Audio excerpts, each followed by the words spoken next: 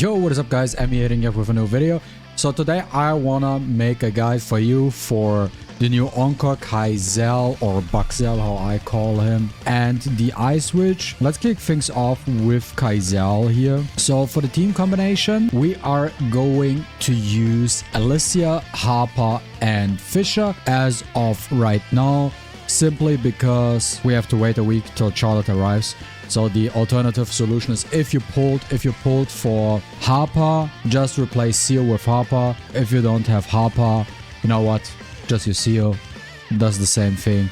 It's really not that difficult, that fight, to be honest. So this is the team setup we are running here. You start off with Alicia, Harper, Fisher, that's the rotation. And let's just go straight into this battle. What you want to do in the beginning is you want to use skill 2 of Alicia just to get her frost attacks. And if you time it correctly, what you want to do is you want to dash to Kaisellin as fast as possible, get the core attack on him, unless you suck like me. But usually if you time it correctly and have the right distance, you can freeze him right there and can get a little bit of damage out just before he disappears. We QT in him Harper, do skill 1 core attack, and then use the big hammer attack, and then afterwards we switch to Fisher.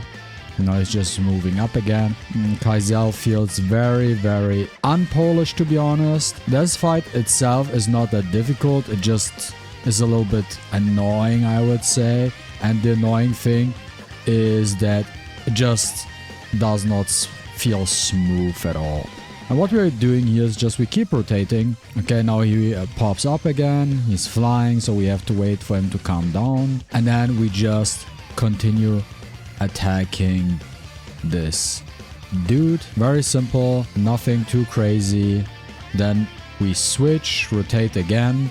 And we just basically keep doing the same thing. Now I just try to get my ult ready. By the way, I don't know if I'm the only one. Let me know in the comments down below. I feel like since this patch, maybe it's just for the new bosses, but it feels like they tampered with the power gauge acquisition rate and the time it takes to fill up your ult meter. To me personally, it feels like it takes double the amount of time to fill up than pre-patch. And yeah, this is basically what you do to kill Kaisellin. Nothing too crazy really, just rotate.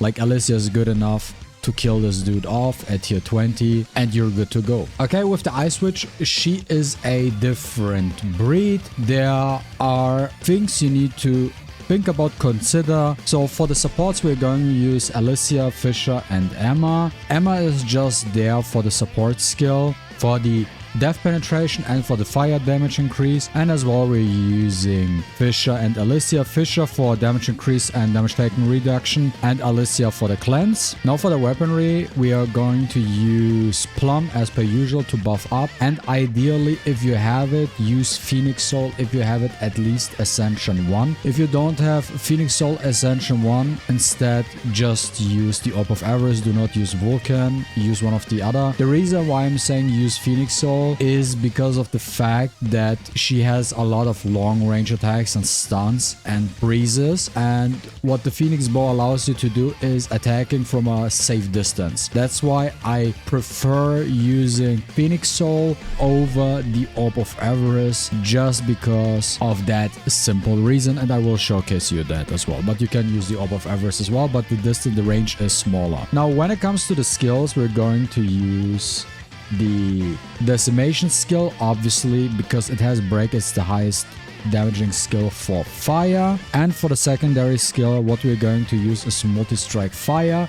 The reason why, there's no specific reason except for one maybe. I have the legendary version of it, that's why, and it got buffed. It does really good damage now. And if you have multi-strike fire, at least the purple version, I say use that skill, also because it has a break mechanic, and the Ice Queen has a random break gauge which pops up, and this skill has only a 10-second cooldown. And to make sure that you have a skill ready for that, that's why I say the multi-strike fire. Alternatively, you could also use wildfire, that got also a buff, but yeah, this one works perfectly fine. You could also in theory use the Ascension Break via Crushing Blow also works. I just like it because the damage is good and it's just 10 seconds. Now for the blessings, we're gonna use Reawakening as per usual, Bloodlust, Weakness Detection for increased damage of our fire skills, and what we're going to use is Swiftness. She has a lot of gimmicky shit going on, plus the visibility is very bad because of these light blue and white colors. It's hard to see. Alternatively, you can also use speed. So I recommend either use Swiftness or speed in one slot, for sure. One or the other, because you need your dashes. You need a lot of dashes. Alternatively, what you could do is, if you don't want to run Swiftness, for example, you could replace Emma for Wuchenshu. Works perfectly fine as well. I only use Emma for that extra damage, but personally, I'm still trying to figure out the flot tier 21. This is why I use Wuchenshu actually. Now, let's use Emma right here. This is the setup we're going to do, and let's go into this fight. The thing I like to do is I start off with the Plum and use Fissure immediately just to get the buff. And what I do at the very beginning of this fight, I dash in once and then use the bow immediately. I basically face tank the first hit and I dodge the second one to get the Shadow Step. And then I use Alicia to freeze the Ice Queen and get my Ascension Break going. Then I use my skills. And you have to really make sure to dodge all her attacks. This is what you have to be careful of. Also, use your shadows, use your Phoenix Soul when ready, and you can kill her off. Also, when you break her, you cannot see it, but here, for example, if you break her, she casts these ice blooms. Make sure to dodge here, because these ice blooms are the ones that will kill you immediately, okay? Those will kill you immediately. And she casts 2 Ice Elves, which will deal a lot of damage. The only reason why this fight was so quick is because I free-started, and because of the free-starting, I got a 50% damage boost while the 50% damage taken. In its entire format, this fight, you know what? I think let's showcase it once more, because I feel like it was too fast and you didn't see what is happening necessarily. But we start off, same thing. We go in, buff up once. So we have at least one more stack for Plum.